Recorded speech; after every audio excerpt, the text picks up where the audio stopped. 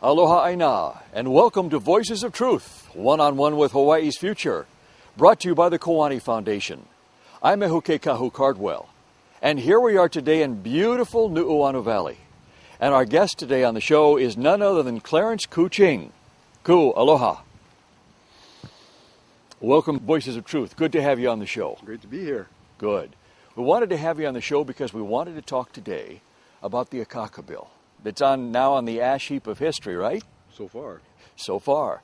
You were one of many people, a handful of people, that went to Washington, D.C. and worked here at home also to help spread awareness and open people's eyes as to what that bill was and wasn't. And we wanted to have you on the show today to talk a little bit about your experiences. So tell us, first of all, tell us your opinion. What's your mana'o on that bill? Well, I just got through writing an article. It was in response to an attack, I guess, on me and my reputation. Really? By Judge Mossman of Oahu, who, among other things, claimed that when we were in Washington that that's the Kiwani Foundation, Hui Pu, and Clarence Ching, joined the adversaries and was there to sink Oahu. Mm. And so I had to respond to that because we weren't there to sink Oahu. Yeah. We were there to do, not very good things to the Akaka Bill. Yeah. And so that he said that I was there to sink Oahu was not quite the truth. And so one of the problems with the Akaka Bill is that the procedure that they've gone through in doing this thing, the almost numberless amendments, and every time an amendment would come through, it would mean that there was less of the pie for us. Mm-hmm. So in a lot of ways, the negotiations that the Akaka Bill would have given Hawaiians, assumably a level playing field, full deck of cards, all that kind of stuff, really wasn't there because they had been eroding the issues as things went along. And so at this point, with the last amendment, there really isn't much for us to negotiate for. Yeah. Yeah, okay, good. So I think I want to jump in here and mention a couple, three things. First of all, let our viewers know, of course, that we're taping this after the Akaka Bill was defeated. Secondly, we want to mention and underline the fact that you in the past were an OHA trustee. So you were the counterparts of just like the people that are trustees now. So in other words, when you speak, you know whereof you speak because you've been there and done that. Well, I can probably say that I know more than the average person in the street. Yeah, you know a lot more than the average person on the street. However, I must add that when I was a trustee at OHA, that independence and independent Hawaii was one of the things that we were looking for. So all the trustees were for independence back when you were a trustee, yes? Mostly. My, how times have changed. Yes. And the other thing is when you reference, the fact that all these amendments were put into the bill, well, let's share with our viewers why they were put in. Why were those amendments added to the bill? To make it more palatable and acceptable to who? To the people of the United States, to the senators, the politicians, the Democrats, the Republicans, Department of Justice, everybody. The White House. So in other words, what those amendments were doing were nothing more than taking a bad bill and making it worse by watering it down. That's the way I look at it. And that's the way we look at it too, and a lot of people did because it lost. And it made it, like you say, it shaved the piece of the pie thinner and thinner and thinner for Hawaiians, and wider and wider and wider for Washington, D.C. and the politicians back there, yes? Actually, if the truth were known, the United States of America would have been way ahead by passing the bill. Yes, that's right. Now, tell our viewers why. Well, one of the major things in the bill, or in and around the bill, it's really not, it's sort of nebulous. It's not really said or mentioned. The only thing is that the bill does say that these negotiations will cover the lands and all these kinds of things. And of course, the Hawaiians are thinking, and they've been led to think that, hey, the United States is going to give up our lands back to us. Yes. And, if you really look at the bill and you really know how things go, it ain't going to be that way. No, not by a country mile. And if anything, from a legalistic standpoint, what it could do is to quiet title on all of the questionable lands that Yes. the feds have, including Pearl Harbor, Schofield, all the national parks, Haleakala, volcanoes, a whole number of places, including some sacred Hawaiian places like Honau or Pu'ukohola. Now, I'm not sure how all of these parcels were picked up by the federal government.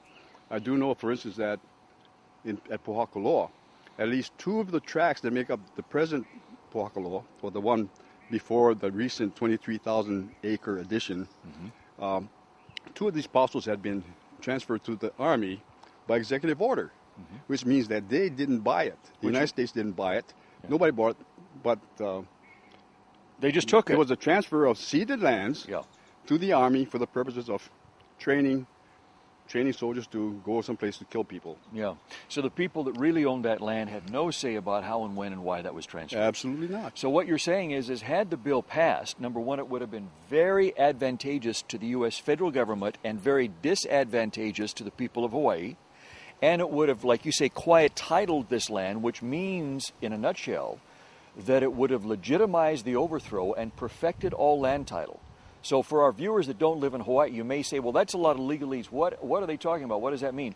What it means is that Hawaiians would have had no recourse, would have lost recourse forever to get any of this land back. It would have been gone, done, stolen, boom, that's it, over. But I guess for our viewers, we have to mention that these lands, these questionable lands or questioned lands, were originally belonged to the Kingdom of Hawaii. Yes, that's right. And the history of the Kingdom of Hawaii was that in 1893 there was an overthrow that was assisted Yes. by the United States Marines, Yes. and that Hawaii sort of became an American bastion By hook and crook. because of that, Yes. an illegal overthrow, a coup d'etat, what do you want to call that? Coup d'etat, yeah. Led by some American businessmen. And so, in effect, the kingdom was stolen, all the lands were stolen. The queen, who was was dethroned at the time, was afraid that there would be bloodshed and all that, and she tried to avoid that. And so she sort of allowed herself to be dethroned. And then the United States went through in 1898, what they called an annexation. Well, the annexation of Hawaii, from my standpoint and a lot of other people, is that the annexation never took place. Yes. It was illegal. That is because annexations, to have one country annex another, you either have to have the people vote on it, for instance, and in our case there was no vote, or you do it by treaty with the people voting, and in our case it was by a resolution of Congress. Yes, so there was no treaty. And a resolution of Congress, or a resolution of the United States, or maybe I should say that a resolution is a domestic instrument. Yes. That is, if it has any force at law, would have within the United States. Hawaii was not part of the United States at that point. And so this annexation by resolution was an exercise that really had no legal import at all. In fact, what they did was they had this big ceremony at Iolani Palace. On the table, there was this treaty of annexation. And of course, we know it wasn't, but the people out there in the audience thought it was the treaty. Yes. And so Hawaii was not legally annexed by international law or any other law. And Hawaii, as far as we're concerned, is not part of the United States. Sure. And we want to point out that these laws we're talking about are not Hawaiian Kingdom laws. We're talking they're U.S. laws. So even by U.S. law, according to the U.S. Constitution, the annexation never took place, the statehood vote was not legitimate, so on and so forth. Okay, so that's the history that took place about 113 years ago. And the recent history that took place last month was the Akaka bill was defeated because you and some other folks went to Washington, D.C. and opened up people's eyes. And one of the main messages that you brought to Washington, D.C. was that, listen, you've been sold a bill of goods. You've been told the people of Hawaii are for this bill, and in point of fact, most everyone in Hawaii is against this bill. Isn't that what you told them? Well, I didn't say that most of the people are against it because Okay. I don't know how many people are against it. I do know right. that there are substantial numbers who are against it. Okay. Yes. I'm alleging, if I were to do a lawsuit, that the senators, the two senators from Hawaii and their friends, made an artificial record of the record that's in Washington, the legislative record, the hearings, the letters, the this and that was fictitious. Mm-hmm. Because what they did, although they started out a long time ago, I guess this is about 6 years ago, they scheduled a hearing to take place in Hawaii and on the different islands. On the bill. On an earlier bill. On an earlier version of the bill, yeah. Mm-hmm. And after having one hearing in Honolulu, where most of the people spoke against it, they curtailed further scheduling of any hearings on the pretense that the senator had to have a hip transplant or something, that he couldn't make it to the other islands to have to finish, to go through the rest of this exercise. Sure. Since then, there have been no hearings in the state of Hawaii where the people are who are going to be affected by this bill, but only in Washington, D.C., some, 4,000 or 5,000 miles away. So let me get this straight. So they had one hearing in Hawaii. And what happened? One partial hearing. One partial hearing. What happened is so many people showed up to speak against the bill, they shut the rest of the hearings down. They canceled them. That was many years ago, and since then they've never had one. They never had one single hearing in Hawaii on the bill, but they did have a hearing in Washington D.C., 5,000 miles away from Hawaii, where they knew a lot of people wouldn't have the money to go and testify against it. They've had a number of hearings there. But I don't know how many, but more than one. Yeah, but they didn't stop there. However, they only invited Yes. agencies, public, private agencies that they knew were supportive of the bill. There were no dissidents invited, and in fact, if any dissidents showed up, they were not even allowed to be within the hearing room. Well, we happen to know that because one of our people, one of the Kiwani Foundation directors, Kaiopua Fife, went there, attempted to submit testimony against the bill, and they did not allow him to speak. And so you have this record, congressional record on this bill, that has nothing but positives. It's false. And so if a senator were to be, would have his staff do some research and all that, hey, everybody is for this bill. Yeah, that's the way it looks on paper. There are no dissidents, there are no negatives, Yeah. And so when we went there, Leon Siu and I, and we walked around and talked to some of the senator's staffs. We were working on the Senate at this time because the bill was being held and was up for Yes. a cloture vote In the Senate. Yes. Some of these staff people were very surprised that there were Hawaiians from Hawaii who were there in Washington who were against the bill. They'd never heard that before, had they? They'd never heard of that before. How about that? It was a big whitewash. Snow job, yeah. Yeah, snow job. Call Yeah. it what you want. Yeah. I call it misrepresentation, deceit, and or fraud. That's what it is. And so they were being sold a bill of goods that they knew nothing about. And so when we showed up, wow, their eyes opened up, the little lights went on, and hey, the Hawaiians are not all for this thing. Yeah. There are people who feel strong enough to come to D.C. Yeah. to say that. Yeah. And so we did. Yeah. Yeah, great. The other thing I'd like to mention, though, that you sort of gloss over a little bit, is that, one of the big problems of the bill is that nobody has ever talked about the issues of the bill. Mm-hmm. Well, if a person would just look at certain parts of the bill, these parts are so bad that nobody in his right mind, even a blind person, would support the bill. Among other things, there is one of the conditions of the bill says that because of the sovereignty of the United States, that even though the Hawaiians may have had claims and all of this stuff for the lands, for the rents from the lands, for any kind of compensation, that they would be barred from bringing any kind of lawsuit against the United States because of that. Forever, right? Forever. Yeah. In other words, the lands that are now in question, that are supposedly possessed by the United States and the state of Hawaii and the counties of the islands of Hawaii, any Hawaiian claims to these lands that devolve from the kingdom, because we are the descendants of subjects of the kingdom, are lost. And so if we cannot challenge these governmental agencies, the feds, the state, the counties, for any kind of rent or return of the lands, we're out of luck. And these lands are big lands. They're valuable lands. They're lands like Pearl Harbor, Schofield, Volcanoes National Park, Haleakala National Park, Ho'onaunau, a number of sacred places. Ho'onaunau, the city of refuge, very sacred place to Hawaiians, Yes. which is in federal hands at this time.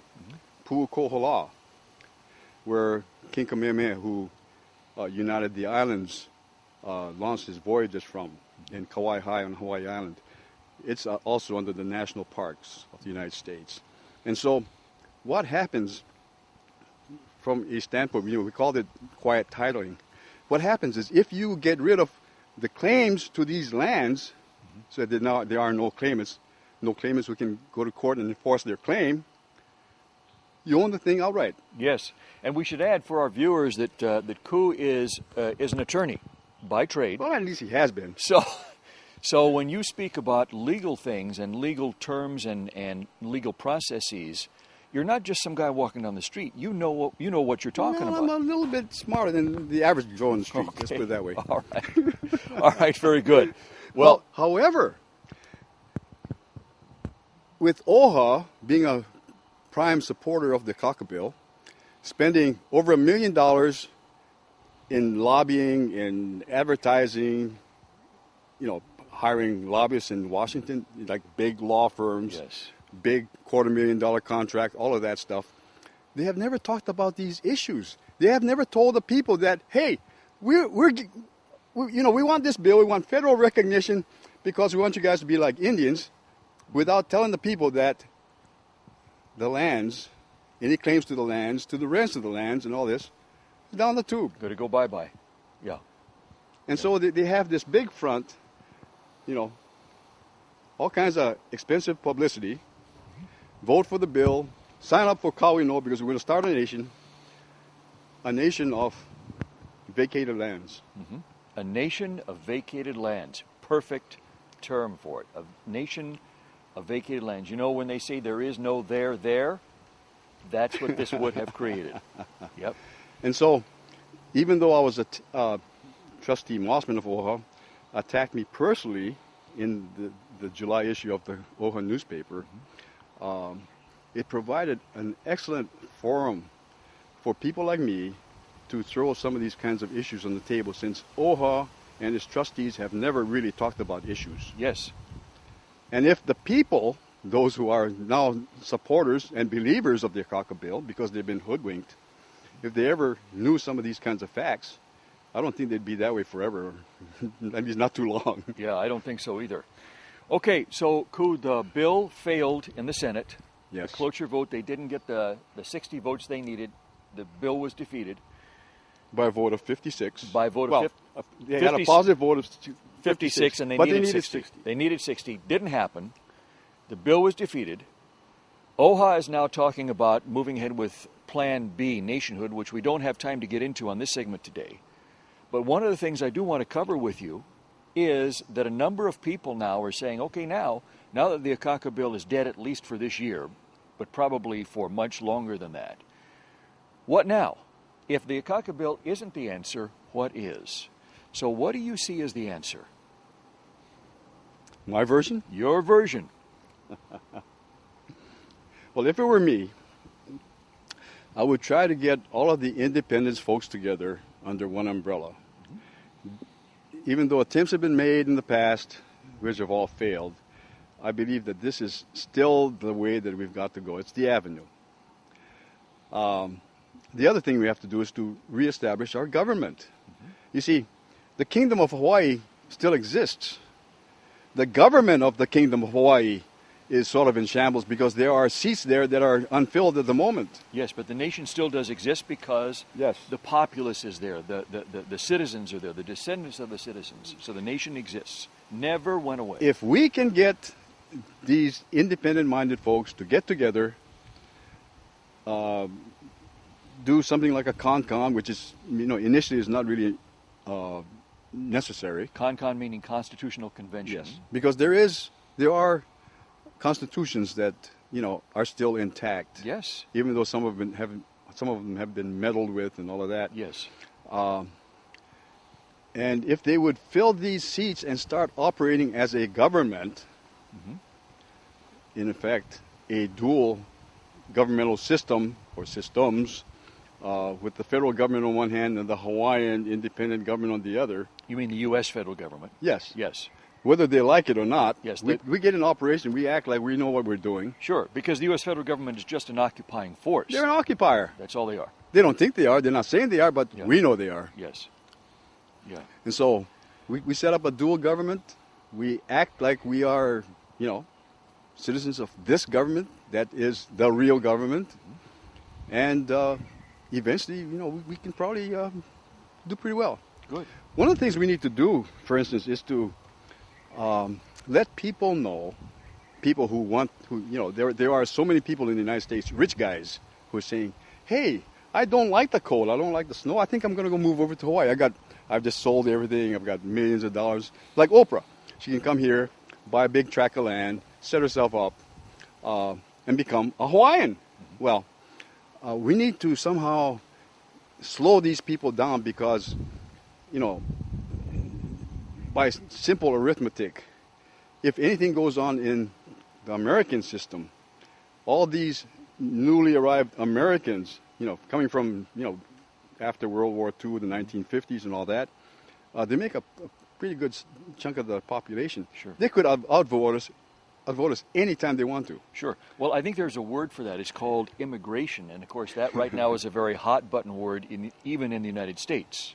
Yes, In the United States. yes. Oh, yeah, Yes. they're worried about those Yep. from the South coming So- over the Mexican border. Any country always needs to be concerned about an immigration issue, Yes. whether But- it's the U.S. or the Hawaiian Kingdom. And these guys can come in, outvote us, and take over.